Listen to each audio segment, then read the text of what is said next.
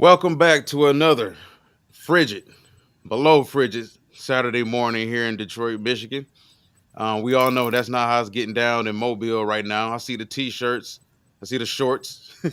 So y'all, it's a little different down there in Mobile right now. But today we are joined by a very special guest.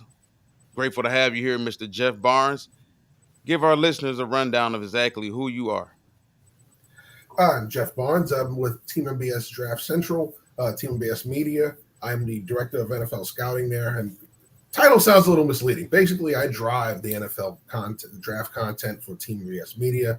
I've been there for 6 years. Primarily, I started with Cover Two Draft, which was our own draft scouting service and website. Which is no longer a website anymore because I've become such a big part of Team NBS Media. I also Hall of Fame coach. Um, I still coach at the high school level as well. All right. Thank you very much. Nice. Thanks, Jeff, So, for coming on. yeah, like I said, I want to thank you once again for joining us on this cool Saturday morning. So, want to get straight into it. Senior Bowl. What are your thoughts on the game itself overall? Because I've heard a lot of people say over the past few years, probably 10 years, that the game is like a microcosm of how important it is in comparison to actually the full week of practice. That coaches get, scouts get, GMs get to talk with some of these players, put them in different positions. It's great that the teams kind of switch and both coaching staffs are allowed to coach up these players. What are your thoughts on the Senior Bowl and how important it seems to have become? I'm one of those people that believes in the all-star process because it's your first chance to really see these guys in a football environment taking pro coaching, getting things that they're going to get at the next level. So when you're talking about offensive players, the difference between them going to the line of scrimmage, clapping, looking at the sideline and seeing a play call and then running it, the difference between them actually going into the huddle and calling out an actual 7 to 8 term play call that they normally don't do at the college level. So they start to see all of those things that we want to see from them at the NFL level. They start to get a little taste of that. You watch these guys absorb it over a couple of days. The guys that absorb it quickly are the guys that you want because those are the guys that are going to take that 700-page playbook, diagnose it, understand it, and apply it, as opposed to the guys who go out there and struggle through a couple of days. Those are the guys that are going to struggle with your playbook, and it's going to take them a lot longer to contribute. So I think it's one of those things you get to see some of the things you don't get to see at the college level, especially from the offensive linemen, where you running spread, running a lot of bubble, a lot of all these things where they're quick setting and rushing down the field. You don't get to see their pass sets enough, so you don't get to fully evaluate that stuff. Here in a pro setting, you get to see them evaluate a lot more as they're doing the one-on-ones. They're in a full pass pro mode most of the game, very little of the screen game. So a lot more evaluation goes into technique and all the things that you want to see, not just the traits in these games, which is what you love about it.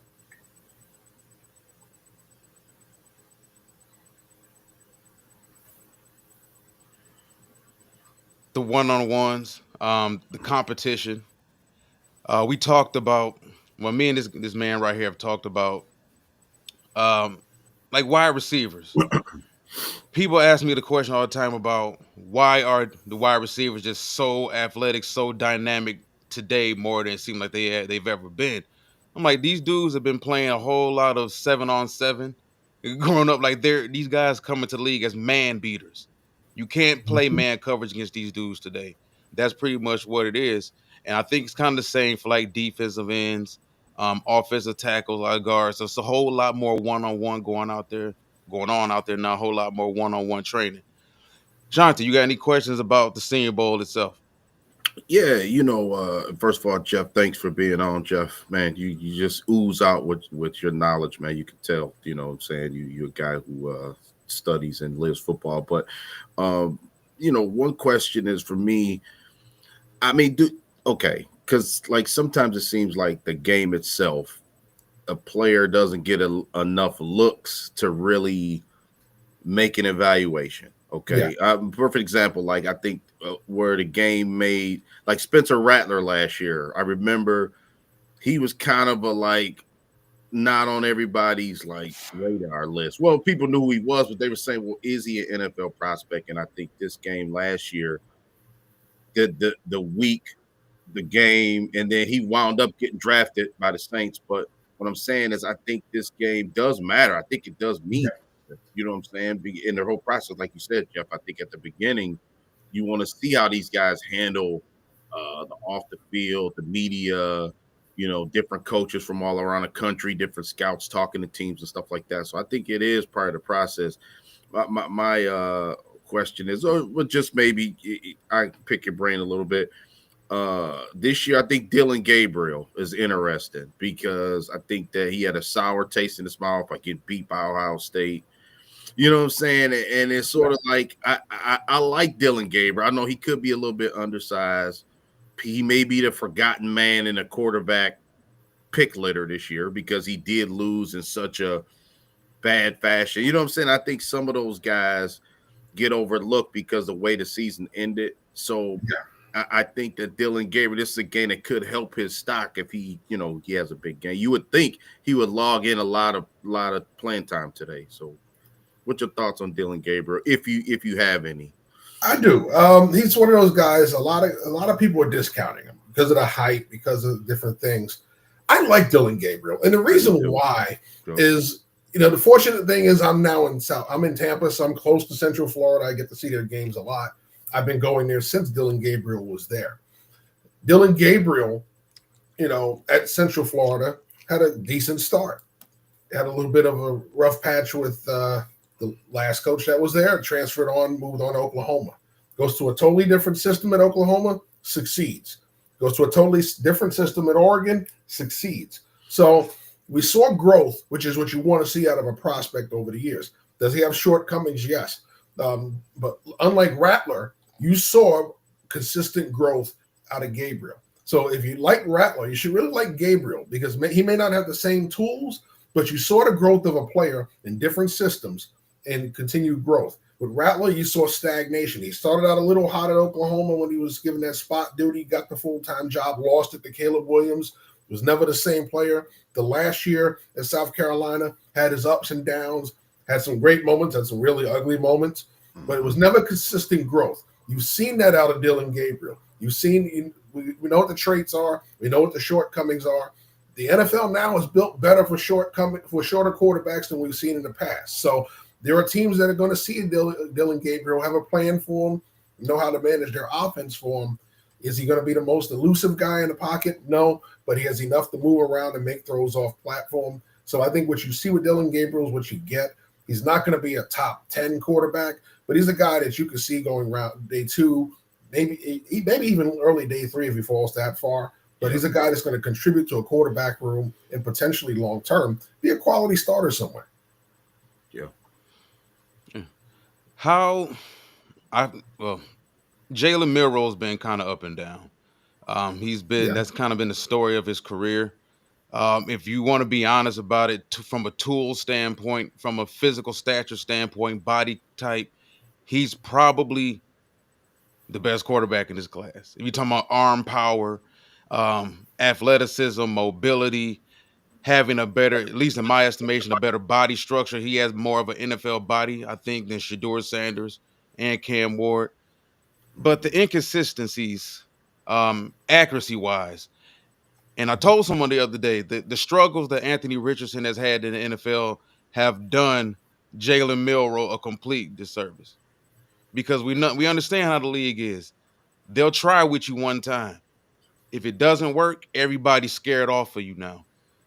Has Jalen Milroe interviewed pretty well? Are there teams out there that still view him as a guy that's worth maybe taking a first? Or even I've heard people who say they don't believe he's a first or a second. They just think he's that far away as a prospect. But are there teams out there that really view him as a guy that they would take in the first right now? I don't think they have him high enough on their board to be a first-round pick. However, he's a guy that they can consider taking a little bit later. He's showing you that he's still more of a project than he is a finished product. So when you get that kind of label, you're not a first-round guy for the most part. Very, very rarely do they take a guy unless they're really, really high on the upside on him. They're going to say, yes, we'll develop you. We got to get you now before somebody takes you later. He's not that guy. But when you look at Jalen Milroe, there's still a lot of potential for growth. He is still a mostly blank canvas. There's only so much done as far as the work with him. So you look at Jalen Milroe, what he was asked to do at Alabama before this year, what he was asked to do this year.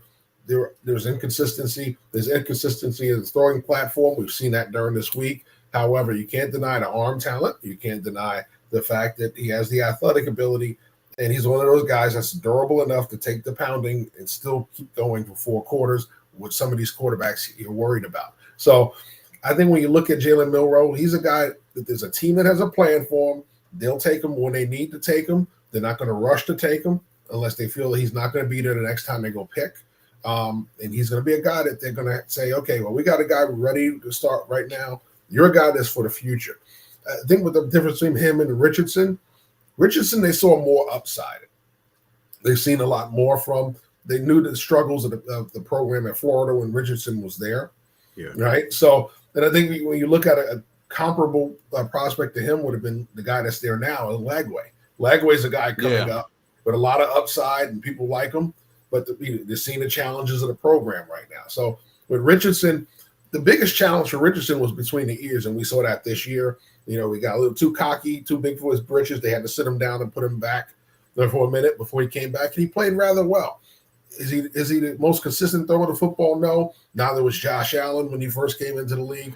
Look at him now. So accuracy, unlike what you hear from certain quarterbacks like Troy Aikman, who say, oh, you have it, you don't. We're proving right now accuracy can change. Lamar Jackson was one of the most accurate quarterbacks in the league this year, and he wasn't the most accurate when he got here. Okay, so there are a lot of quarterbacks who, listen, sometimes it's a functionality thing. Sometimes it's a throwing thing where they have to rechange their throwing motion to become a little more accurate. Sometimes they're just used to throwing off platform that they don't throw with a good base. Those things are fixable. If it's a guy who does everything right technically and can't throw on time, can't throw accurately, can't lead receivers away from coverage, that's a guy you have to worry about as far as accuracy at the next level. You're not seeing that with Jalen Milroe. Jalen Milroe just has to refine. One, his throwing motion is a little too wide. He has to compact it a little. Two, get used to driving with his hips, getting the power from the legs into the throw. And three, just anticipation. He's one of those see it before he throws at quarterbacks. If he learns to throw with anticipation, understanding where guys are going to be, where they're going to open up, the coverage he's seeing, that'll also help his accuracy. How much of it is a muscle base? Because he has an issue that I noticed. Jalen Milroe, Cam Newton, Will Levis, even though Will Levis has bigger issues between the ears. But it seems to me like those yoked up guys, extremely muscular in the upper body, they have those football sailing on them issues. They don't have the flexibility pretty much in the upper part of their bodies for the most part. And it kind of throws off the quick twitch that you kind of need to have. That's one thing I did say about Richardson. I felt that Richardson needed to slim down too much. They talked about him being rumors about him being 270. That's kind of outrageous. You know, whether it's muscle or not. Like, I don't need my quarterback to be 270 pounds worth of muscle. I was a guy coming out with him. I kind of felt that it was kind of hit or miss, boom or bust. There were rumors about our Detroit Lions, and there's always rumors about everybody liking everybody coming out. But there were rumors about Brad Holmes being interested in him. I said he had the potential to be the LeBron James in the NFL. We've never seen anybody like Anthony Richardson from a physical standpoint to be 260 and do all these things that have nothing to do with football. I can do backwards flips, no hands, and I can do reverse dunks. But to me, the accuracy issues are frightening. He had about 5 games this past season where he would in the first half like 5 for 16, 5 for 18, 4 for 19. Like those are video game level bad completion percentages. So is that something that he can get better at? Because we noticed when he got benched, he came back the very next week against the Jets. He balled out against the Jets. That was the best we ever seen him play. But as a Lions fan watching him nationally this season, it's like, okay, like this dude just throws everything hot. Everything is hot with him, and everything is inaccurate. It's like if he's supposed to lead guys, The ball is 85 miles per hour back here. Oh, it's Hmm. up here. There's no he's like a fastball pitcher in baseball and that he's a closer. Like that's all he is. And it's like, okay, well, Yeah, is it him? Is it Florida? Did he develop bad habits at Florida? I Is think it his that's it. work ethic? Yeah. Is Yeah. it the Colts? What's going on with them? So it's I think Richardson's a guy you root for because hmm everything you hear about him that he's a great kid. But some guys, that the accuracy just doesn't come for some guys, I think. yeah.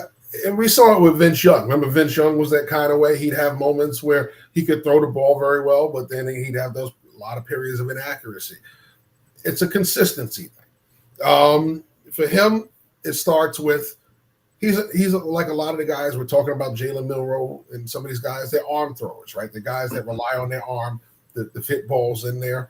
Um, Arm throwers can be very inaccurate because what happens is they don't use the proper mechanics. They're not driving with their hips into the throw. It's all torque from the arm. Those are the most inaccurate guys, just like those are the most inaccurate pitchers. Those are the guys that are constantly throwing all over the place, right?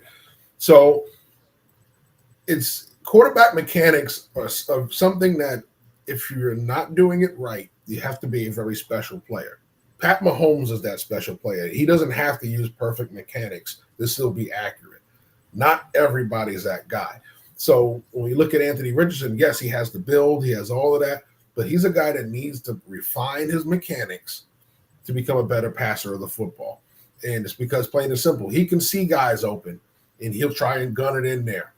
Problem is, you have underneath coverage, you have over the top coverage, and if you're trying to gun a ball in there, it's not going to be accurate because what's going to happen is 10-1, you're not going to get it through that underneath defender, and even if you do, it's getting tipped and bounced around, or you're trying to throw it around that underneath defender, and it's not on line with your receiver. So there are so many things that go into it when you're talking about coverage and stuff that you have to understand. Even though I can throw the ball a million miles, I have to throw it with a little bit of arc to get it over coverage underneath and still hit a guy in the numbers, which is a very tough thing to do, to throw with a little bit of touch.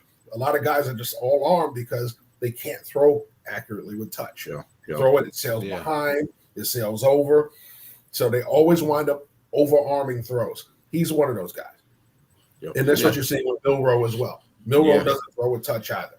So it's one of those things that you can learn to do it. Are you going to be the best at it? Probably not. Right. So there are certain guys that get better at it and understand how the proper mix of power and touch. He's got to find that perfect mix. Some guys never get it done. Yeah.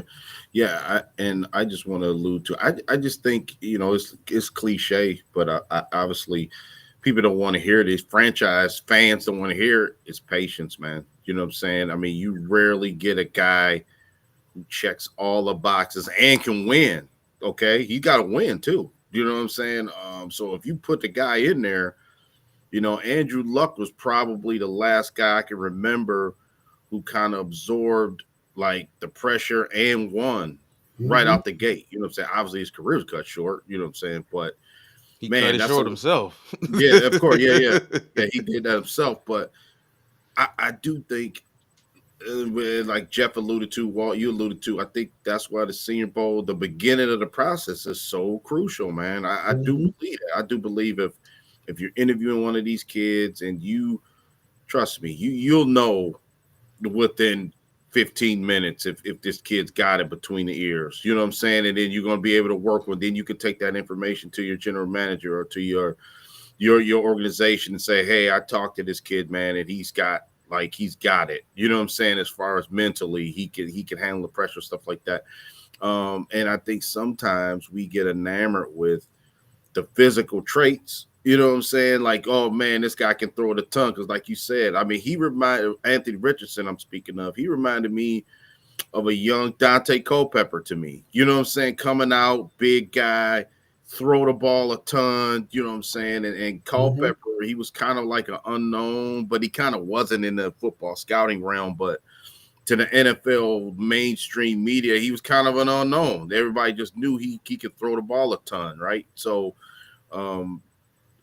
to get with the right coaching staff, to get with the right team in the situation. 'Cause let's be honest, man, a lot of these kids ain't ready to play, man, right off the bat. Yeah. You know what I'm saying? I think that's part of it. I think, Jordan Love was in a good situation. I'm just using him because he didn't start right away. You know what I'm saying? Sometimes Mhm. Yeah, you got Pat like was in a Kyle, great situation.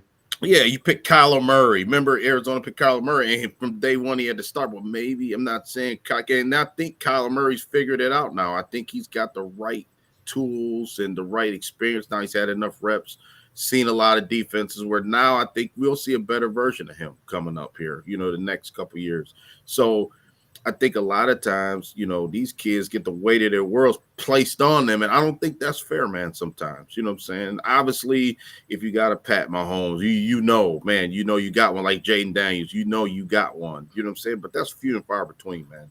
You know what I'm saying? In the grand scheme of things. So, yeah, and I'm glad Walt brought him up because he was another guy, man, built like RoboCop. I like Jalen Milroe, I do. Yeah. But, man, I don't know how patient people are going to be with him. You imagine if he went to, let's just say he went to the Giants.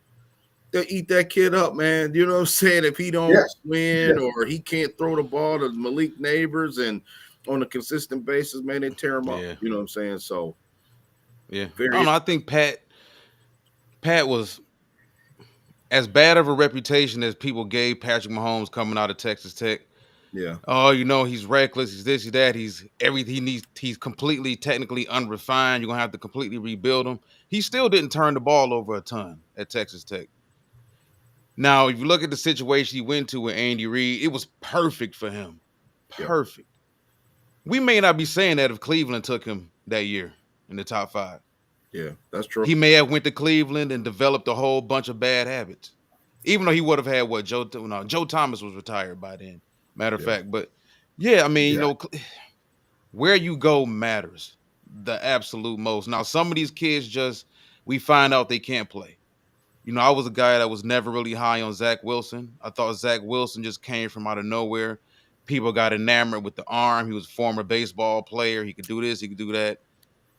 When you heard about some of the stuff as far as him personality wise in the locker room at BYU and teammates not liking him, this and that stuff matters. Especially when you're a rookie coming into the league and you're asked to lead a locker room full of grown men. Mhm. That type of stuff matters. And did Zach potentially get a raw deal with the Jets? Was he the worst type of quarterback to go to that type of organization? That could be what happened as well. But if we look at that class, that was supposed to be historic, remember?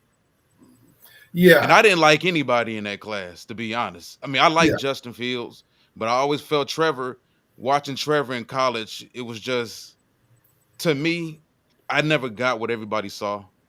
I remember the age, the commercial, not the commercial, but the interview he did on ESPN when he was 14. It's like that's what everybody kept going back to was, well, he has to be great because we've been told you've been great since you were 14 years old. But when you watch him throw at Clemson, it was like the ball never consistently left his hand the same. He struggled to layer the football. He went through these mind-boggling stretches during games where the accuracy would come and go. It's like watching him, you don't get leader from him as far as on the field with his teammates. I just always felt that Trevor was a guy that was blessed with some physical tools, but maybe mentally he's not the guy that you expect him to be. And we think that when we see these super talented quarterbacks, we automatically attach the word leader to him.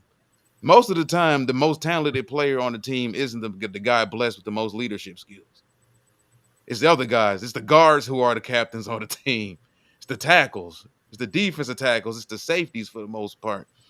But I just yeah, think that the quarterback position, man, you gotta kind of hit a home run on multiple levels. You look at the Houston Texans. They drafted the right quarterback. They hired the right head coach. They got the right people in there to make the decisions that year. You look at the Detroit Lions. We traded away Matthew Stafford. We got the GM right. We got the head coach right. And we started hitting home runs with these players immediately. We got an all-pro and a Pro Bowler in the third round in back-to-back years in Kirby Joseph and Brian Branch. But that's the NFL's fault. Brian Branch had no business falling as far as he fell. All because of a 4.5, not a 4.6. He's a safety, and you're mad because he ran a 4.5. Yeah. yeah, Yeah. And it's funny, we were just talking about this on our show Draft Central a couple of weeks ago. When you want the best, especially out of the quarterback position, you have to have a plan, right? If you're going to draft a guy and not have a real plan, you're kind of mixing things together, then they're going to struggle. We're talking about our first episode, the quarterback position. The top 5 quarterbacks on my board last year all started games and won for their team this year. Okay. Of course, we know about Caleb Williams. We know about Jalen Daniels. Bo Nix was number 5 on my board. Started the whole season, took his team to the playoffs. He was great. I love Bo Nix. Yeah. Sorry, I'm having a hard time reading the names from over here. But nevertheless, in Atlanta, young man came in off the bench. Michael Penix came in, started games, almost took them to the playoffs, right? When Kirk Cousins was starting to falter down the stretch, right? So for the top 5 all started games and won for their teams. So if you're looking at it in the success of the overall team, the teams that had long-term plans for these quarterbacks, developmental and long-term plans with the organization, they found ways to make things work for them. Caleb Williams didn't get that success because he came into a situation that was unstable. He came in as a coach on this last year, right? If you're going to have a lame duck head coach, you don't bring in a rookie quarterback. That's rule number 1. So he was set up to fail once he got there. Okay, regardless who the coordinator was, if things didn't go well, as we saw they weren't going well, they started off great and had some rough patches, and all of a sudden things went wrong and the coach was gone. Now you're going down the end of the season with no head coach, no direction as a team, right? That's a bad situation. You're right. So when Jaden Daniels, a totally different situation, right? They came in, they knew what they wanted to do. They brought in a lot of free agent help. They did everything they could to make it easier on this young man. He played well. The team went far. All right. So when you have a plan for your quarterback that you're bringing in, and long-term plans, not just, okay, we're going to get through this year, we're going to throw a bunch of things together, you're going to have more success. So even if you don't have the success, you're going to see the improvement long-term over it. Okay? That's what the difference in these quarterbacks is. Now, when you talk about Zach Wilson, there were red flags there. People ignored him. Mm-hmm. Okay? I know some of the national guys that ignored it, and they said it on air. Oh, lose me with he couldn't get ready for Coastal Carolina in 2 days. Well, in the NFL, guess what? You play on a Sunday night, you got to turn around and play on a Thursday morning. You only get 2 days to prepare. That's a red flag if you can't prepare for a team in 2 days, especially a program that's lower than yours. Coastal Carolina and BYU are not on the same level. If he couldn't go out there and score against Coastal Carolina more than 12 points, he wasn't going to turn around in the NFL and have instant success. That was a red flag that people ignored. Now, the other red flag was, okay, he goes to Denver. Here comes Bo Nix. You have a couple of years of experience. You're supposed to have all this talent. Bo Nix comes in and unseats you. Okay, so it shows that he was never the prospect that he was supposed to be. He was a good young quarterback. He could possibly still turn into a decent starter. Not going to be a great long-term starter, but he could certainly turn into a decent starter in the NFL, given a chance to develop. But once again, a bad situation.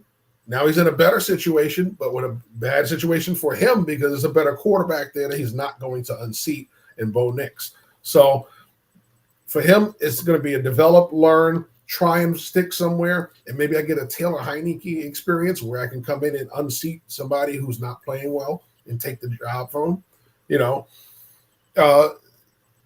Sam Darnold. People talked about that one. A lot of red flags there coming in that people ignored. The 21 turnovers his last year at USC. Followed him to the NFL. He turned the ball over a lot with the Jets, turned the ball over in Carolina. Okay. This was the first year he didn't suffer a lot of turnovers. We talked about it earlier. Why? They're playing ahead. They didn't have to rely on his arm. Those other teams did. Okay. Great running game, good defense. He's able to go out there and consistently win this year. But when you got to playoff time, your weaknesses become a lot more glaring. It showed in the playoffs that he is not going to be able to carry a team with his arm. And that's what happened to them in the playoffs. So This is where it comes down to. You got to trust your evaluation, trust what you're seeing from a player. If you're ignoring red flags, they always pop up in the NFL. There is no way to avoid that. Yeah, I want to switch gears a little bit on some a small school player because I seen one of our listeners, Brent. Good. Thank y'all for listening. By the way, Brent, Jo, Vincent. yeah, Ben, yeah, Carson Vincent, Jeff from Alabama A&M. And Yes. when our listener brought him up, I didn't know nothing about Carson Vincent, so I had to kind of look him up. Interesting prospect. I mean, do you have any insight on him, Jeff? Yeah. Because go ahead, Jeff. The good thing is, having Cookman and those schools around, I get to see a lot of these guys. So I got to see him at Alabama State. He has the height, length, and all that stuff that you love to see out of a tackle. You got to see more of him this week, right? Yes, he dominated at the HBCU level, but you really got to see him this week go out there against guys that are going to test his talent ability, and he showed up big, okay? Problem with what you're seeing in a lot of these offenses, they do a lot of running, so you get to see the run blocking, yes, but pass sets, once again, if you're throwing a lot of screens, we're not seeing you fully kick, slide out, and protect the edge. You didn't see that a lot from him, but when he did it well at the college level. You got to see it this week. He went out there, excellent hand placement, does a great job at kick sliding and meeting people at the corner. Good job of redirecting when they try to go back inside on him. So he does a lot of things right. A lot more mobile than what we saw when Titus Howard came out. Titus Howard has a little bit of that change of direction issue because he was a bigger guy as far as girth.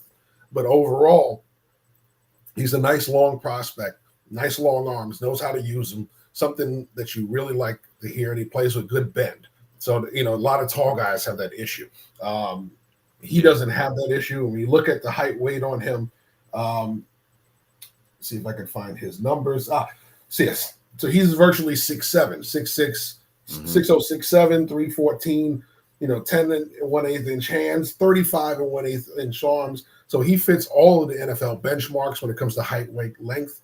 Okay, and the wingspan, ridiculous. So he's a wingspan of 6'11 and 3/4. So he has all of that, and then some. So when you talk about it, he has the long arms, he has the length, he has all of that, everything that you want out of NFL tackle. But you're seeing the change of direction, you're seeing the kick slide, and he's still raw. He's not finished yet. Okay, so he has the ability to turn into a very, very good player, potentially a possible Pro Bowler in the future. So there's a guy that you're talking about. His value definitely went up this week because now you get the chance to see him in a pro-style offense that highlights all the things he's going to have to do at the next level, not the chasing down at the second level on screens and stuff that a lot of these schools use at the college level because they don't have a refined quarterback, because they're trying to create things on the outside because it's hard to get outside on speed defenses. So that's why these games are so important. It really highlighted the things he needed to boost his draft stock. Definitely. I want to go over to another very tall tackle we discussed on our show a couple of days ago. That's Chase Lunt of UConn. Guy I think has some pretty impressive film when it comes to tackles. Even though UConn isn't a small school, it's a basketball school. But even though UConn isn't a small school, it's still a small school in comparison to the Big Ten, the SEC or whatnot. So I'm really big on what do you do against the big time schools when you do play them. And I think Chase Lunt, if you go back to 2023, he had some really good film against Tennessee. I think they threw about 5 different edge rushers at him that game, and he washed everybody. And if you go to the Michigan game this season, which, Michigan had their issues that we're not going to speak about, but he had some really good film against Michigan as well. I've heard some words around the league that he could potentially, this is about a couple months ago, he could potentially be a guy that snuck his way into the back end of the first round, early second. How high are the league officials really right now on Chase Lunt? I haven't heard as much about him just yet. I think as we get closer to the combine, that'll happen. We really get to see him work. So far, what I've heard a lot more about are the guys that are at the top of teams' boards or guys that they've been watching during this process. So Now that he's going to be out there, I think he's getting a combine invite, so he will be there. He's going to be one of those guys they watch. They want to see how he moves. If he's out there and he does the change of direction stuff well, that's going to be the thing you like about him. As you see there, the mean streak, yes, he finishes blocks, something that's rare, right? A lot of guys block and they're looking around and see where the runner is after a while. He hammers the guy, No, he plays through the ground. Yeah. He has that what we call that nasty disposition that you like, right? Yeah. So we call him the Quentin Nelson. Yeah. the dirt bag. So the question will be the movement, right? If they don't feel he moves and change direction well, he may be a guy that, yes, they play at tackle for a while, and if he doesn't pick it up, he goes inside, right? So because of size, there's a lot of guys that they feel, okay, well, we could add about 10 pounds to him, redefine him a little with the muscle and kick him inside if he's going to be a guy that struggles to redirect and change direction. So that's going to be the main thing for him. When he gets out there on those drills, if he's moving well, that'll be one of the things about it. But I don't think they'll be changing positions with him anytime soon. He'll be a tackle. I think unlike Banks is the one I'm hearing they're going to be kicking inside. He's getting Kelvin Banks. Yeah. So see, we just discussed that about him playing guard. Yeah, because of the length. And honestly, that's when you are a guy who puts out great film, but they look at your measurements and they go to the arm length isn't there and all those things, they start kicking you inside. They start making that talk. And some guys really handle it well. And like I said, unlike you look at the difference between Zach Martin and Connor Williams, two guys who were tackles in college, top-rated tackles, first-round talents at tackle, but got kicked inside at the NFL level. And it's because of plain and simple length. Okay, Zach Martin, 6'4" and change, doesn't have the desired arm length. Same thing with Connor Williams. They both kicked those guys inside, two different careers. One's going to the Hall of Fame, one's still playing and hoping that he can someday make his first Pro Bowl. So I think that's where you look at it, those two guys. And you look at what you're seeing now. Kelvin Banks seems to be fitting that mold. Guy doesn't have all the arm length issue that you desire, the arm length requirements that you desire, but he's a guy that has a tape and talent that you like, that you could probably kick him inside and make a better player out of him. So I think what you're talking about with Hunt is he's not going to see that inside move yet. They're going to be playing him a tackle. They're going to check him out when it comes to the drills as far as redirecting and all that stuff. That's going to boost his stock the most. If he goes to the combine, I don't think I think he's going to nail interviews without a problem. It's the testing. In that first 10 and 20 split on the 40, the 3-cone, the shuttle, how he changes direction, that's going to be the biggest key. And then put him out there on those drills and watch him work. If he's sliding back and forth during the mirror drills and gets up and is able to redirect during the lineman drills, I think he'll be just top 5 tackles for everybody in this class. I'm looking. I was telling Walt my two positions, man. I'm looking for, as a Lion. I know the defensive ends is not. It's just basically who's going to be left when the Lions pick, because we need another DN, obviously. I'm looking. I don't know. I'm torn with linebacker. I think we need another pass catching tight end. You know what I'm saying? I love Sam Laporta, but I think that, a lot of teams, we see them running a lot of 2 tight end sets, and both guys can be a threat to catch the football. You know what I'm saying? I think for Jared Goff, for the running game, to help everything more run fluid and not so predictable, you know what I'm saying, on obvious passing downs, I think you do need to put another guy in there.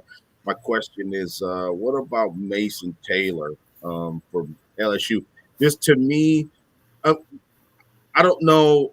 He didn't do enough for me during the season, but I think that could be deceiving sometimes when you had a physical traits and maybe, the scheme wasn't for you, maybe the quarterback wasn't for you, and I don't know. This is a guy that could be not so much great in college, but have a good NFL career. You know what I'm saying? Did I say that? You know what I'm saying when I say that? Yeah.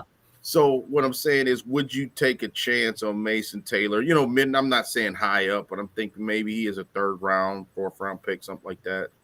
What's your thoughts on Mason Taylor? I like Taylor. I think he's good, but you have a plethora of talent at the tight end position, so you don't have to rush the pick, right? If he's not the highest guy on your board, you don't take him.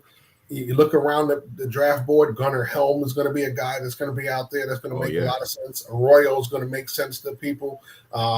Fannin is going to make sense to people. Right? There's a lot of good tight ends in this class, so there's no need to rush it. They have big bodies, big frames. They could be the move tight end if you want the guy to go Laporta that's going to move around. Also, if you want to turn around and have somebody who's going to be that in line, you want to move Laporta around. You have all of those guys in this class. Even the kid out of Notre Dame is a guy that fits that mold. So Yeah. um, I think right now you just don't have to rush the position. He's a good young talent. I think that his father, the DNA from his father, kind of helps, and everybody loves NFL legacies. But Mhm. overall, I mean, he didn't have the greatest quarterback play, right? We talk Yeah. about the quarterback at LSU, Yeah. and so that's also a factor in it. But he runs quality routes. I think he showed a lot during Senior Bowl week, which is why he's shutting it down. He won't be playing in the game. Um, Quite a few guys doing that. If you notice the early week roster and the roster for the game, a lot smaller than it was earlier in the week, but some injuries. But he's one of those guys I think that just said, okay, I showed enough this week. I'm going to get ready for the combine. So he's pulling out. Um, but he's going to get a lot of press because of his dad, but well deserved as well. He put up a lot of good tape. Some people love him, some people don't. Um, I think overall the talent quality at tight end is there, so you don't have to rush the pick. If you want something, there's multiple guys that fit what you want. Definitely. Facts. Facts. Um, Gray Zabel, North Dakota State. He's a Mm-hmm. guy that, I was high on about a good 3 or 4 months ago. I think North Dakota State is building a very nice reputation for themselves. He's got the height, he's got the build, a little bit of a narrow base. Arm length could be a little bit of concern for him, but very, very powerful point of attack. He meets guys. He doesn't catch rushers. That's something Mm-hmm. I've talked about consistently about. And we did a show on Ozzie Trapilo of Boston College a few weeks ago. And I Yeah. said, as powerful as he is, he catches too many rushers. I don't want to see Yeah. you catch rushers constantly. Mm-hmm. I need you to meet guys at point of attack. Um, Gray Zabel been phenomenal, man. Yeah. I like He's been him, man. phenomenal, Yeah. phenomenal, and the versatility. He's a guy I think you can play him if you want to play him at left tackle, you can get away with it. You can play him at right tackle. He can play either guard position. He can play center. And this is something that has kind of irked me for the past few years. Even though I'm a slender guy, 210 pounds, I'm a trenches type of guy, man. Offensive lineman, defensive lineman. And when you look at it for what it is, it irks me that people will take an average or below average left tackle in college, and they'll boost him all the way up the draft board simply because he's a left tackle. And they will draft him over a guy that's a phenomenal offensive lineman across the board. Yeah. But since he's not a left tackle, well, he can't go in the top 20. He can't go in the first round. And I've always believed it was ridiculous. Um, if a guy, I felt that way about Frank Ragnow coming out. I felt that way about Ryan Kelly. Even though Ryan Kelly in with the Colts, he hasn't been great, but he's been a mainstay. He's a rock for that offensive Yeah. line. It's I steady. felt that Yeah. way about Quentin Nelson. When Quentin Nelson came out, he was the number one rated player on my board. I didn't care about the fact he was a guard. He was a guy I said Mm-hmm. that when you watched him play at Notre Dame, he's a guy that you want walking your mother through a dark alley, to say the least. Like Quentin was a bully. Quentin was a Yeah. very mean tackle. Well, he could play some tackle, but very mean guard. He could have been just as high quality tackle, but he's went through his share of injuries the past few years that kind of slowed his production and slowed the trajectory he was on. But do you find guards starting to get more respect now? Because a lot of this, you can't take a tight end in the first round. You don't take a running back in the first round. You don't take this. You don't take that. Teams seem to be adapting the mindset of, listen, if we knew Rob Gronkowski was going to become Rob Gronkowski, we would have taken him in the top 10. Mm-hmm. If teams knew Frank Ragnow was going to become the player he became, they would have had no problem taking Frank in the top 10. Our team started to say, forget this old way of thinking. We're starting to draft the best available player, period. And also, I want to get your comments on Gray Zabel as well. All right, so we'll start with Zabel, and I'll get to the draft portion next. All right. So Zabel is one of those guys, and we're seeing this a lot out of North Dakota State. They're producing linemen at a very high level now. Okay, Yep. people are starting to really notice that with that school. He's one of those guys that you love about him because he's diverse, right? He's played tackle, he's played guard, he's played center, he's done it all. He has the size, but he goes inside and plays very well. Now, the arm length is the issue that people are worried about. I think he's great inside because of his power base, because of his skill set, because of his intelligence. He's a guy that can go inside and boost your offensive line. We're seeing at that level, the NFL level, it was always the tackles, the guys, the edge protectors that have to. But now with the rise of interior defensive linemen that are very disruptive, you have to have athletic guards that are not only strong, but they're able to move, redirect, because of all the games and stunts that teams do, because of the blitzes that you see, the exotic blitzes. You have to be able to recover and slide out and pick up that blitzer that's coming from an angle that you're not expecting. There's a lot more athleticism involved in the guard position than ever before. Teams are starting to invest in that. So with Zabel, this week has shown that not only could he come out and play tackle, yes, but he can go inside and be dominant at guard. And teams love that because if you have a dominant guard that goes out there and plays, that means your quarterback is going to have a clean pocket on the inside to step up into. And hell, you're going to be able to run the football the way they want to run the football these days. Okay, everybody said the running game was dead. We found out it's not so dead this year. Okay, so guards are very important. That's right. As far as running game and protecting the inside of your pocket and keeping your quarterback safe. Okay, yes, edge protectors keep him safe too, but he has to have a pocket to step up into. And if your guards are constantly getting pushed back, those edge protectors are even more dangerous. So you have to go out there and protect the interior pocket. So they're starting to value guard a lot more than saying, okay, we can wait till day 2 to get a guard, day 3 to get a guard to start. Those guys are getting pushed into the backfield a lot more. They want guys that are going to hold the line at the line of scrimmage, that are not going to get penalized for jumping off sides because they're afraid of getting beat by that one tech that's hiding in the gap. You know, they want to be able to get that guy that's going to be able to combo to the second level and cut that linebacker off and pop bigger runs. They want that guy inside that's going to be able to do all that. Zabel does all that for you. As far as the draft strategy, we're starting to see teams adopt a little bit more. There's still some that are very hard-headed and say, no, we don't believe you have to do that. There are teams that are saying, we're going to do what we have to do. We saw it last year, 14 straight offensive picks. We're going to do what we have to do to get our team better. We signed a $100 million quarterback. We're still taking a quarterback at 9. All right? Teams are starting to say, we're going to do what we got to do to make our team better. If it's unconventional in the first round, it's unconventional in the first round. So there are certain teams that won't break mold, but you're seeing a lot more GMs, a lot more open thought that are saying, yeah, I got to do what I got to do to get better. I like being able to sit here and work this draft room. I don't want to be out there on the outside watching it like everybody else. So there are teams that are starting to adapt. It slowly happened over the past couple of years. Before you could predict a lot more. Oh, yeah, these guys are never going to take that guy there. Now, all of a sudden, you're seeing guys go a lot earlier than they should. Why? Because plain and simple, the value for the position is more important than the player in any position he plays. That's right. I remember one of the best when Walt asked me to start scouting players, and the first Senior Bowl I did, I remember, man, it was Trevor. Remember Trevor Penning? I think Trevor Penning wound up getting drafted by the Saints. I think. Yes. He had one of the most dominant Senior Bowl weeks I ever seen. I mean, he killed everybody one-on-one. He was getting on everybody's nerves, man. Man, Trevor Penning, man, I think that was another process, Jeff, where this week helped him, and he got drafted. It was ironic he went to the Saints too, like Spencer Rattler did. But man, I mean, I remember that he had one of the most impressive ones I ever seen, man. You know, just a week of just one-on-ones. Yeah, just him just being a bruiser, and he killed everybody he went one-on-one with, man. It was crazy. You know what I'm saying? So.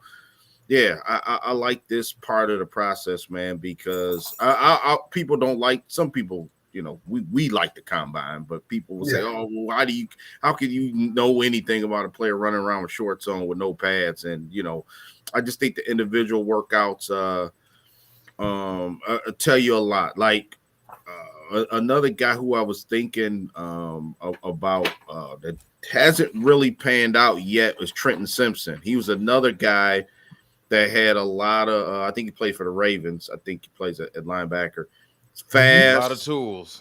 You have a lot of tools, but it just seemed like it hasn't translated yet on. I think this year he had a little bit better season than he did, at first when he first came out.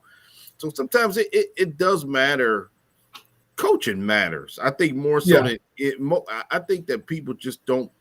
Obviously, you say talent wins, and it does. But I do think, man, it's a lot to be said about what team and the coaches, because I think philosophies are different, or just flat out the organization sucks at that particular time, man. That's why it's important. I think Chicago had to change coaches. They got to get the right people, because they can't fumble Caleb Williams, and he's just the one guy I can think of on top of my head that you can't fumble that guy, man. You can't. It'll be what I'm saying? So it's It'll important. be the third straight quarterback if they mess that up. Yeah. Yeah. I mean, they already working on 3 straight quarterbacks. What? 2 offensive coordinators and 2 head coaches in their first 2 years. All 3 of them. Yeah. Trubisky, Justin, and you can't fumble him. This guy was supposed to be a generational talent. Yeah. You can't fumble him and get him hurt. That'll be a third straight quarterback they take with a lame duck head coach. So they've messed it up 3 times already with the same equation. All right. Mm-hmm. So they have to get this right. Trenton Simpson, the hard part is the linebacker position, right? Yep. How do you evaluate it now? It was real easy 10, 15 years ago when it was a little less spread. You saw 4-3 defenses, 3-4 defenses, right? Now you're seeing a lot more nickel and dime defenses, right? You're seeing 3-3 stacks. You're seeing 4-2-5s, and so less linebackers on the field, more safeties and corners, right? So you have to get the linebacker evaluation right, and it's hard to do because some of those safeties are really linebackers. Some of those linebackers are really safeties. Yeah. Okay. So when you're talking about the NFL level, now that you mimic the college level, you're playing a lot more nickel defense on the field, sub packages, 2 linebackers in most cases, sometimes 3. But most of the time it's 2 linebackers and a safety, or 2 linebackers and a nickel back. The hard part of that evaluation is, before we always knew what the Mike linebacker was, we always knew what the Sam backer was, we always knew what the Will is. The hard part of that is now you can't hide that Will anymore. The Will was always your chase guy, right? He was always the guy in your 4-3. The Mike was a big body that handled in the middle. The Sam was a big body that handled point of attack runs. And your Will was your cleanup guy. He roved sideline to sideline. You can't hide that guy anymore in the nickel fronts, right? Because everything's spread out. Now linemen can get second level. Will linebackers typically were not that physical guy. They were the chaser. They were operated in clean space. They can't do that anymore. Okay, so you're relying on now both linebackers to be physical players that could also rove sideline to sideline, and they have to be instinctive players as well because there's less of them on the field. There's no force-filled spill. There's only a force fill, right? So those guys have to be a little more physical than what we've seen. If you're a will-type player, and that's one of the problems with Simpson was he was a will-type player. He's a guy that he's operated in clean space the most. It's hard for that guy to be as effective when he's now got to fight off blocks, do all the things that he wasn't great at the college level. So while he can blitz and do certain things, as far as a run fits, that's not exactly his greatest strength, is fighting off a tackle and forcing the action back inside. He tends to get engulfed a little and gets pushed off the ball, and that's where it struggles for him. I think and there's a lot of guys like that. It's just, unfortunately, the change in the schemes have put a lot of stress on linebackers at this level. So guys that aren't used to fighting off those big boys are struggling. And it's one of the biggest struggles when evaluating a position, because you'll see a guy that's dominant at the college level because somehow he's playing clean, but when he gets to the NFL level, he can't do it. It's a physicality mindset, and you have to be even better of a reader than you were at the college level. Because, like I said, there's not 3 guys out there. There's no spill guy. Your spill guy is either a safety or a corner now, right? And those guys aren't exactly great at run fits because they're not used to it. Yeah. Definitely. I think Isaiah Simmons was another perfect example of Yeah. Yep. everybody who's a phenomenal athlete isn't a good football player. No, I'm not gonna hold on. Let me not say Isaiah Simmons wasn't a good football player. He won the Yeah, what was it? Not the Thorpe Award. That's the defensive back. He won what was it the linebacker of the year award his last year at Clemson. yeah, So yeah, he operated in a lot of clean space. You go back, you look at some of his major plays he made at Clemson. It's him running off the edge unblocked. It's him yeah. playing See, with his it's him playing facing the football as well, because as yeah, athletic as Isaiah was, you put him in space and ask him to turn left, north, and south, I mean east and west, and cover people, he like a fish out of water. So it was yeah, strange evaluating him, but I was a guy that looked at him like, okay, you know what? I see the tools, I see the athleticism. For him to win the linebacker of the year award in college football, there has to be something there. And Arizona yeah, gave up on him after what, 2 years, two and a yeah. half seasons. They didn't know how to Then use he him. got traded to the Giants, and now I don't know Yeah. what's going. I think his career is kind of up in Buckets limbo now. Award. Yeah. Yeah, Yeah. Yeah, the Buckets Award. Yeah. yeah. The problem with Isaiah was just that, right? He was playing a special position. He was playing that rover position, right? So he played a lot more like a linebacker. He did have some safety coverage there. I thought he was a better box strong safety than he was a linebacker. He wanted to be a will. And I think what happened was he tried to be a will. They realized they couldn't hide him. Teams ran at him, right? So then they said, okay, well, we'll try and make you a rover. But the problem is you can't really do that because you have Buda Baker over there, who's a rover. So now he's kind of flexed into a strong safety type, nickel type role, which he really wasn't fit for. So Arizona wasn't a good fit. Then he goes to the Giants, which really didn't have the talent for him.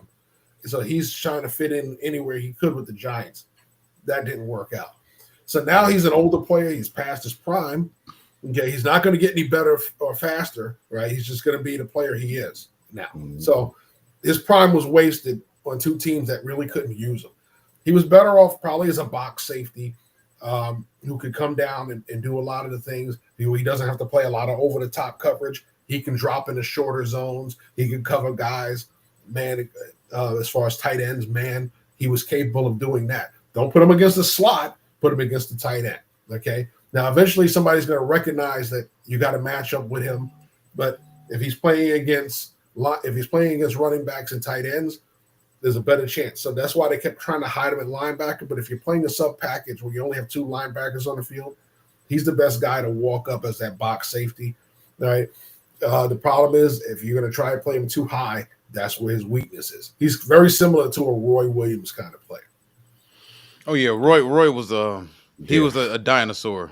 Yeah. Like Yeah. his brand of safety was already on his way out. Yeah, to it was, the- it was the league, obsolete, boy. man. It was obsolete Yeah. quick Yeah. with Roy Williams, man. Yeah.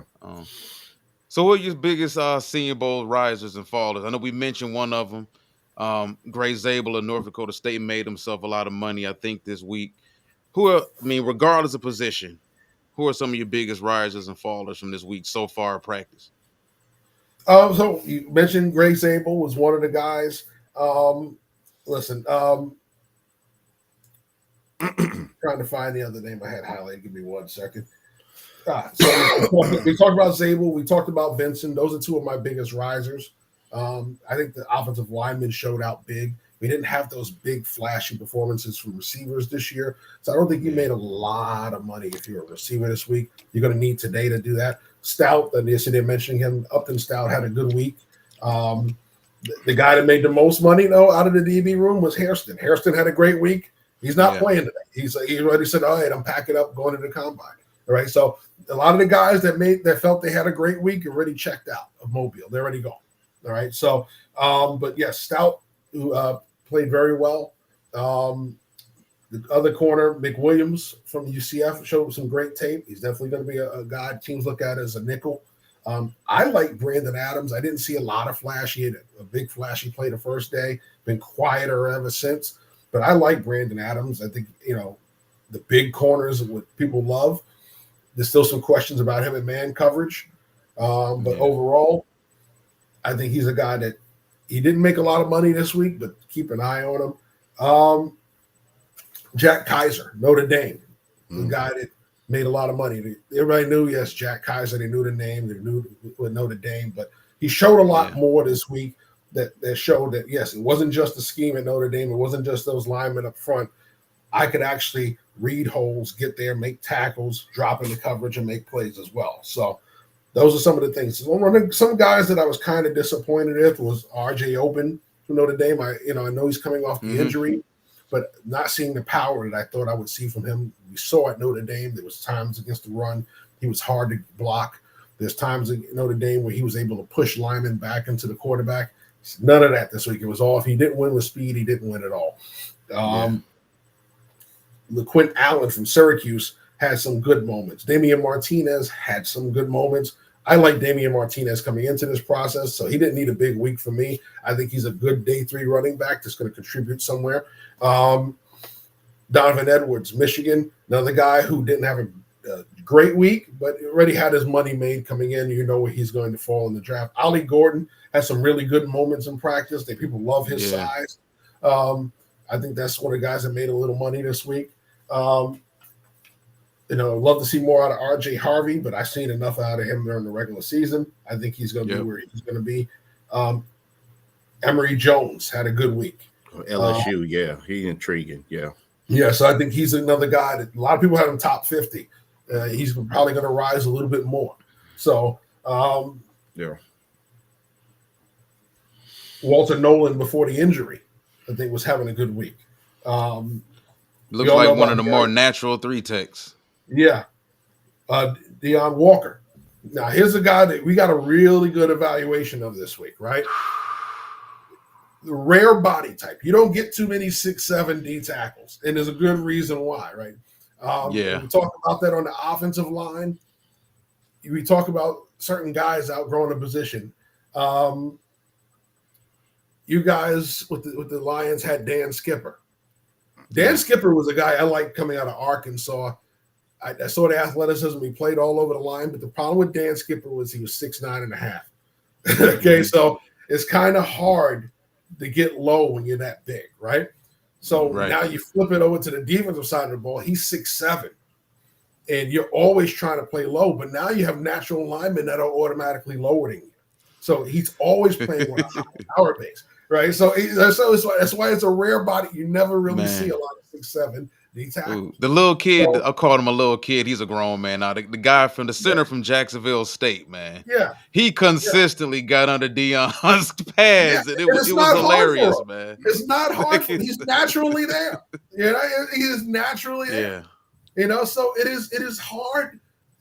For a guy that's 6'7" to play that low. It is hard for an offensive tackle to stop somebody who's 6'2" from always getting into their chest. They're always down there.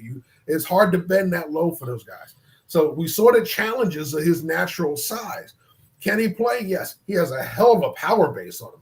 He could drive a lot of people back, but he's also going to be a guy that's going to get washed at times. He's also a guy in pass rush on the inside who's going to have a hard time breaking an anchor down because he's so high. Pad level is always going to be a concern for him. It is a natural thing for him, unfortunately. He's got to have to find ways around it, whether it's more hands and trying to fight hands off and trying to break down their anchor that way. But it's unfortunately for him, it's a natural thing. He's going to fall just because of his size, not so much because of his ability. How about Darius Alexander of Toledo? I think he's the guy you compare him and Shamar Stewart. Shamar Stewart, I think, has some issues with just always wanting to go right down the middle of everybody. You look at Alexander, you look at some of his film from Toledo. I was impressed with the finesse, the handwork, the lateral agility from Darius Alexander. How has he looked at practice this week? He's been solid. He's had some good moments. The problem is when he doesn't win with those moves, the power isn't there. Okay, gotcha. So he has issues at time when he does have to rush people down the middle. He doesn't get consistent push. All right, so while the opposite, the guy that does always pushes, doesn't have the repertoire that he has. Right, so it's kind of a guy who's read the whole book, and the guy that's read the whole first chapter on pass rush. The guy that read the first chapter on pass rush is just going to win with that one trick that he knows. The guy that read the whole book has more to beat you with. but he doesn't have that one tool that this guy who read the one chapter has, right? So that's the one thing about it is when you watch these two guys, one guy is a heck of a pass rush repertoire. He knows how to dip and rip. He knows how to push, pull. He knows how to fight his way off of blocks faster using those hands, get those offensive linemen's hands down. The other guy is just straight blunt force trauma. I'm going to pick a side, I'm going to pick a shoulder and rush you down that way and push you into the pocket. And he doesn't have all of the other stuff. He doesn't know how to the dip and rip. He doesn't know how to club. He doesn't know how to spin back. It's just straight blunt force trauma. I'm going to beat you with what I have, and that's that 1 year of power. And neither are good to just take strictly to an offensive, not a high quality offensive tackle in the NFL. Like you can't be just a bull rusher all the time. You can't be strictly a finesse technician all the time. You got to find a way to combine both of them. And I think a lot of guys do kind of struggle with that. And when you have that, it's something you have to learn. So those are guys that you draft off of traits, right? Those are guys you look at and say, they have traits we like. We can work with them. We can build them up.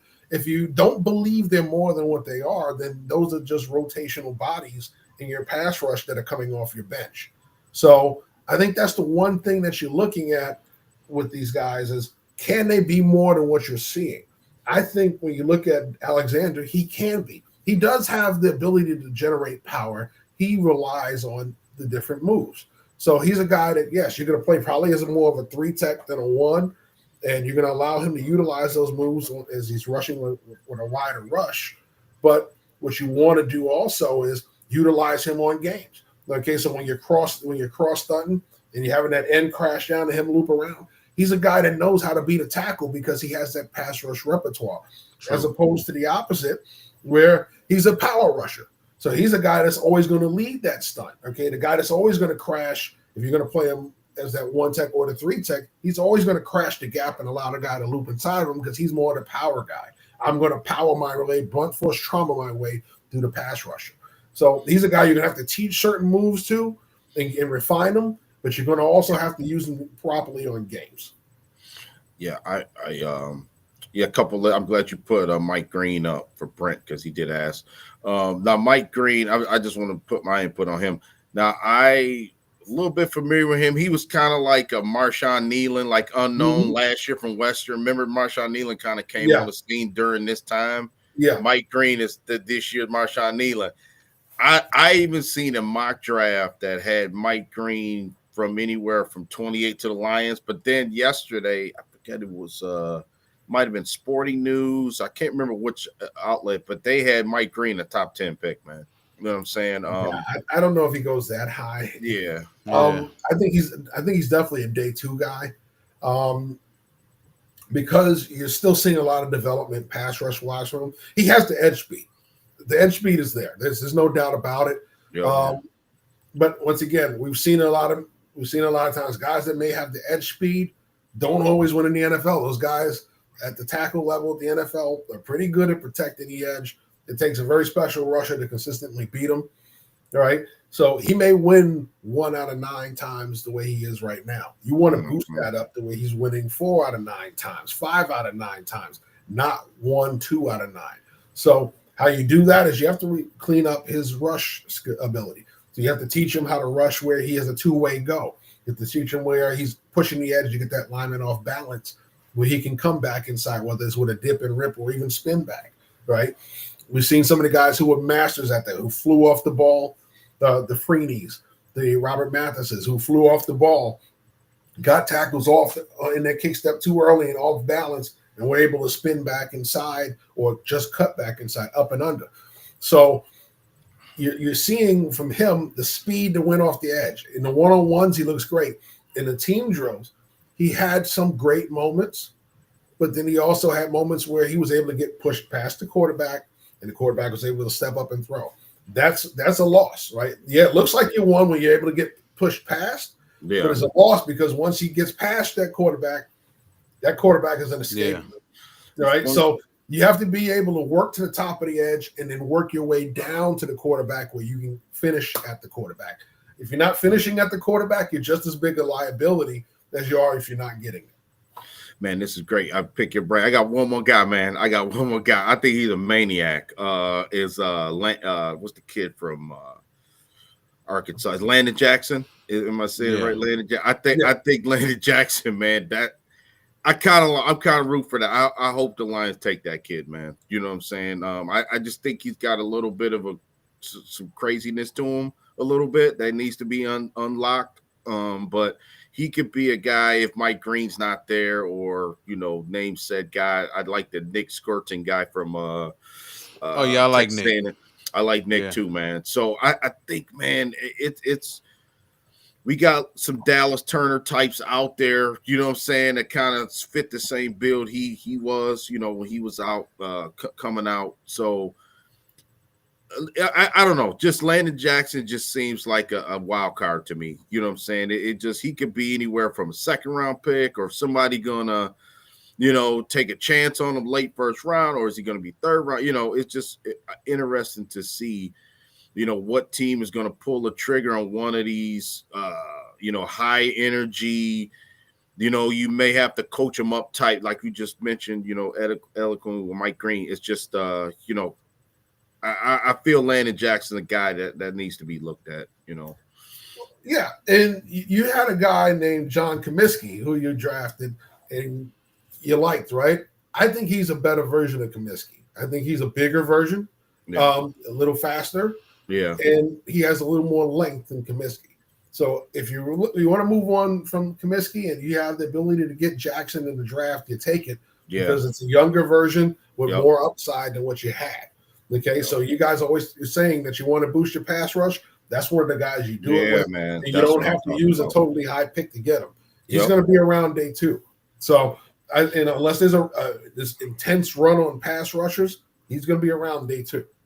Yeah, love that kid, man. I think he'd be a maniac. He'd be great for us, man. That's so.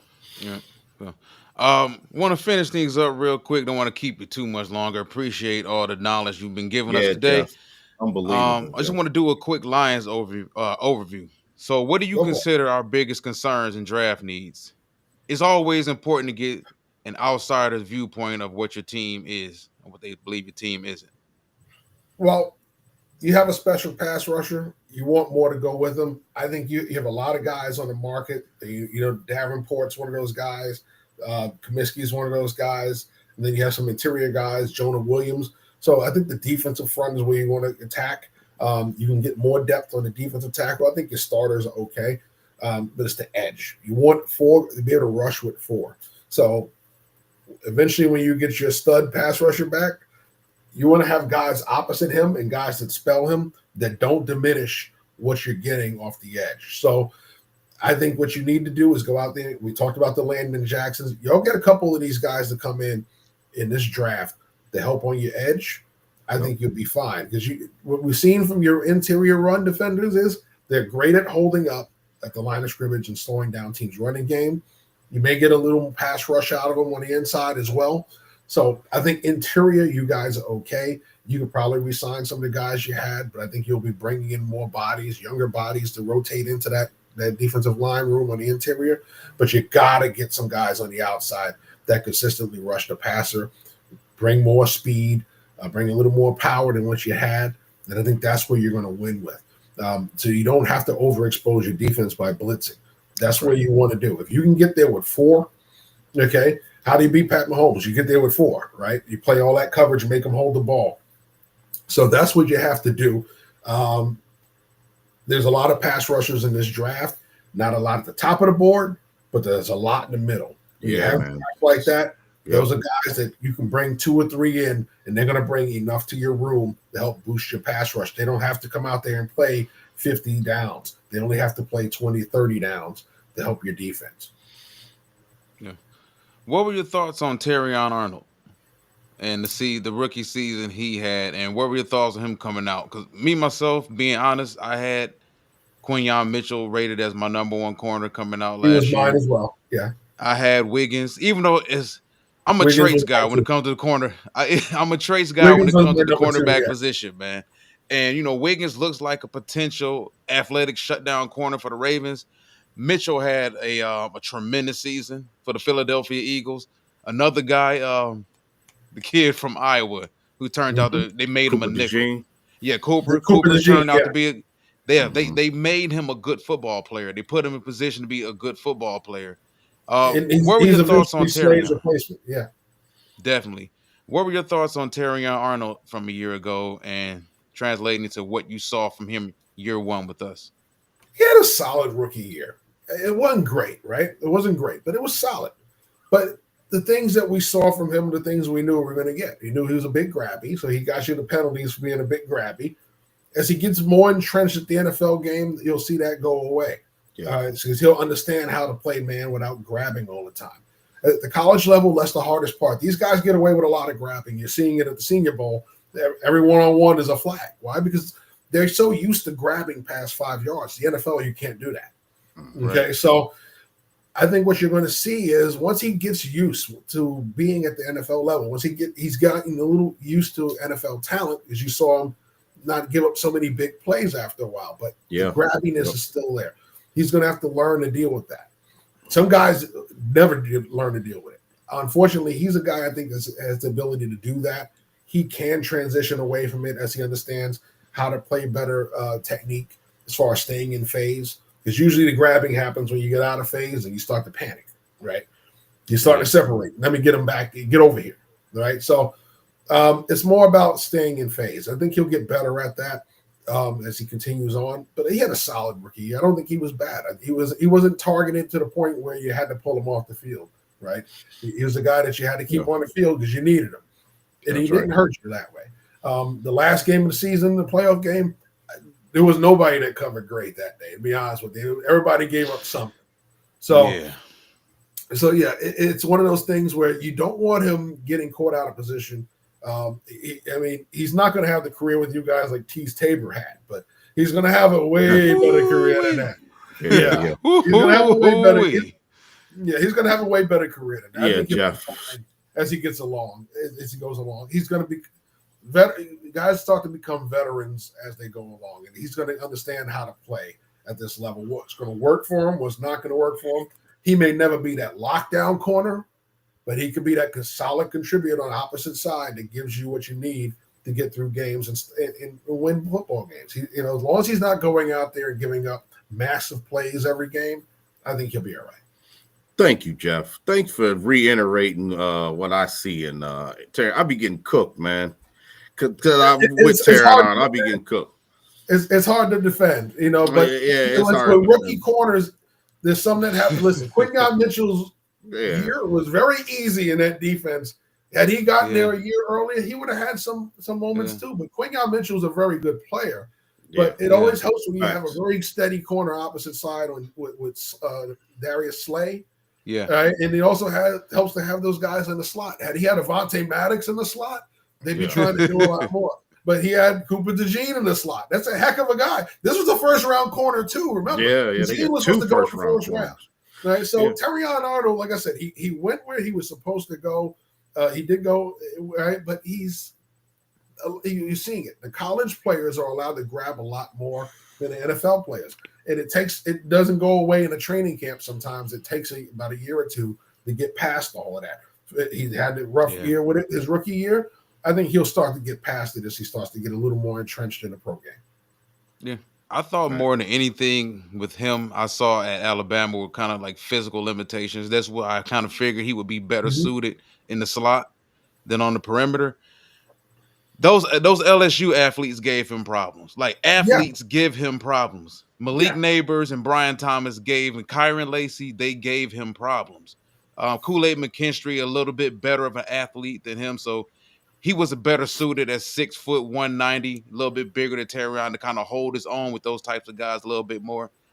My concern with him was that, and for people who say athleticism or speed doesn't matter at corner, look at the all-time greats. They were all phenomenal athletes. Even though Darrell Green wasn't tall, he wasn't the biggest guy. He was a phenomenal athlete. Yeah. Woodson, Champ Bailey, even the taller guys back in the day from the 70s, 80s, they were still big, athletic, tall guys and with traits. And that was the issue I had with him. That, going to the NFL, you're asking him to be a boundary corner. 1 week, you're telling him to then AG like to play a lot of man. He wants to play man, but considering the injuries that happened in the secondary, this and that, Carlton Davis going out for the season with a broken jaw, he had to start playing more zone. You can't be out there with a lack of athleticism. Now, Yeah, do you have to be the greatest athlete ever? No. Would I like you to be? Sure. But you have to have some form. Your athleticism is your defense to someone Yeah, else's athleticism. yeah, that's And you true. go out there one Sunday, you got to deal with DK Metcalf. You go out there next Sunday, you got to deal with Jamar Chase. You go out there next Sunday, you got to chase Tyreek Hill around. You need some athleticism. I don't care, and I think it goes hand in hand with what you mentioned as far as being an edge rusher. Do I want you to be strictly an athlete at corner? No. They can't process, read, or react. No, I don't want you to be that. I want you to have like the perfect blend of both. Because as a corner, you can't be just the technician and be smart, but you got this guy on offense who's 6'3" and runs a 4.3, and he's smart too. hmm He knows how to set you up through 3 or 4 different ways. So I just felt that he was ultimately going to be better suited for the slot. I would trust him better in the slot over putting him out there on the island against the best athletes in the world consistently. That was my biggest issue with him. But Lions fans here destroyed me uh, right after the draft because I didn't say Terrion Arnold's the best. Like I'm a guy that I'm gonna stick to my guns. If I like you, I like you. If I'm wrong about you, I'll admit I'm wrong about you. Cooper DeJean, I was wrong about him, but he was also put in a good situation there in Philadelphia where he can be a good player. yeah, and this is why I talk about being in learning to be a better pro. Sorry, I'm stumbling over my words here. Right, learning to be a better pro. Being an athlete is a major part of it, but you got to understand what you're seeing, how to apply. You have to have a game plan as a corner. Okay, one of the things when I was a corner, I wasn't the greatest athlete. I had better athletes that I matched up with, but how you did it was you watched the film, you came up with a game plan, and you had a backup plan if that game plan didn't work. But you had to say, my strengths are blah, blah, blah. His strengths are this. My weaknesses are this. They're going to try and attack it. How do I game plan to take that away? And if you do that, even if you have the athleticism that Terrion Arnold has, you still have to go out there and say, okay, what am I matching up with this week? What's the game plan we're doing? How do I fix that? Okay. How do I go out there and make this where he's not going out there having a 100-yard game and 2 and 3 touchdowns? How do I slow down on A.J. Brown? Well, A.J. Brown loves to go vertical. As long as I'm in phase and I'm backing him to the sideline, he's not going to beat me over the top. As long as I'm in phase and he's able to come down and I'm able to break with him, when he breaks, he's not going to get big plays on me on the inside. I can break up passes. As long as I'm reading my keys right when they're throwing those little hitches and screens underneath, as soon as that ball is there, if I'm not breaking it up, I'm making a tackle. There is no yards after the catch. That's where Terrion Arnold has to get better. And that's something he will get better if he's learning to be the pro. I think he's going to be. I think he'll be fine with that. He was able to adjust at Alabama. Harder part about Bama is when you're playing against LSU and those elite receivers that they were playing with, there's a lot of space when the guy on the opposite side ain't as good. Right. And I think that's one of the things that happens is you get put into situations where he ain't as good. I got to be the better guy. And guess what? Sometimes that guy across from me is better than me. So I think that's where you look at it and say, he's got to be better at that. He's got to be a better pro. He's got to come up with better game plans for what he's doing week after week. He will learn that. I think that will be the one thing about it that gets better. As far as Antoine Powell-Ryland, great showing at the Shrine. I think what Antoine Powell-Ryland is the lack of size that people look at, which is why he ended up at the Shrine and not the Senior Bowl, although a lot of people said he should have been at the Senior Bowl. I think overall he's a very good pass rusher, a speed rusher, has a lot of moves, great repertoire, little light on the speed to power ratio, but I think he can get better at that because he's so low to the ground and generates a good amount of force. I think he can get better at that. But he's won so much with speed, he hasn't had to use it, so we haven't fully evaluated that portion of him. I think overall in this process, people value him. That week he put out there in Dallas was a good week. I think overall, he can only do better when he meets with teams, goes out there and works out at the combine at his pro day. his stock will only climb in teams' eyes. Great stuff, Jeff. Man, want to go ahead and wrap this up. Yes, Jeff. We done Yes. kidnapped you for an hour and 24 minutes, man. We I'm done. used to Yeah, it. It's that time of year. yeah, man. Definitely. Just one more question before we get out of here. You Go can get for it. straight to it. You ain't got to go too deep into it. Who's the best quarterback in this draft? And if you were the GM of a quarterback needy team, who would you take? I know everybody is infatuated with Jackson Dart after the week he had. He did himself a good service this week. I'm still saying the number one quarterback on my board right now is Cam Ward. The reason being the stuff he was able to do. We talk about him and Shador. The difference between him and Shador Sanders, Shador had to play hero ball, made a lot of mistakes. Cam Ward did. Okay. Yeah. The reason why Miami was able to come back in a lot of games because of Cam Ward. Okay. I watched them in person here in South Florida when they played USF. They got punched in the mouth early. Cam Ward brought them back. Okay. So, and that was a lot of games that they should have lost. The South Carolina game, et cetera, et cetera. You can go through the whole list of their wins this season that were too close for comfort. Cam Ward was always the steadying force in all of those games. So he's a guy that's battle proven.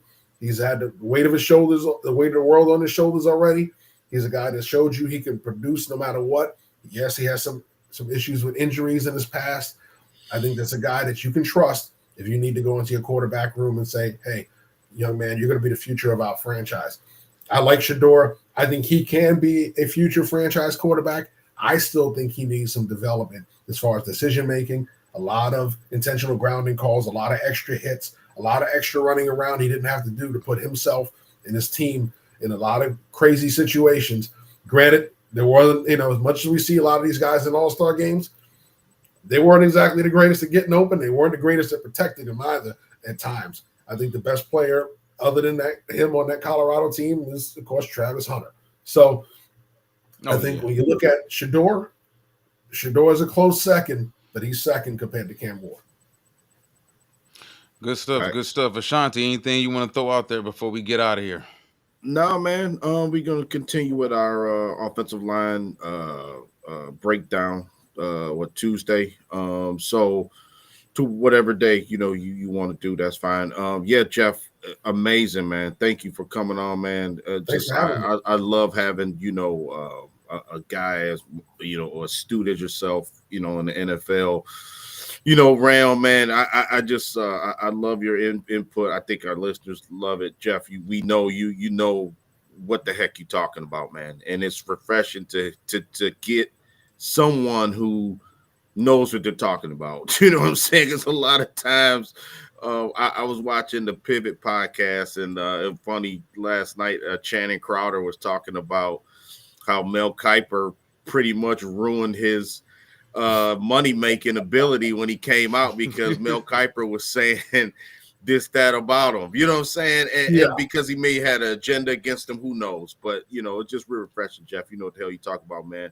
Much respect, much love to you, man. And then hopefully you come back on maybe around the combine or something. We can pick your brain some more. So absolutely. Well, I had good teachers, just like Walt, SMWW. We had Mark Dominic, John Wooten, Russ Land taught me a lot. I have my scouting mentor is a friend of mine. Russ hilarious, man. Yeah, Russ is a good Russ hilarious, man. Dude. Jerry Hardaway, who was former scout of the year, is my mentor. He's with the Cardinals and Panthers, 20 plus years in the NFL. So that's 90 plus years of scouting experience that I got to learn from. So, I can't complain about my teachers. They taught me a lot. So functional football knowledge combined with that tutelage, how can you go wrong? Facts. Definitely. All right. I want to thank everybody for joining us this Saturday morning. We will be back with more offensive line talk in the next few days. One Pride.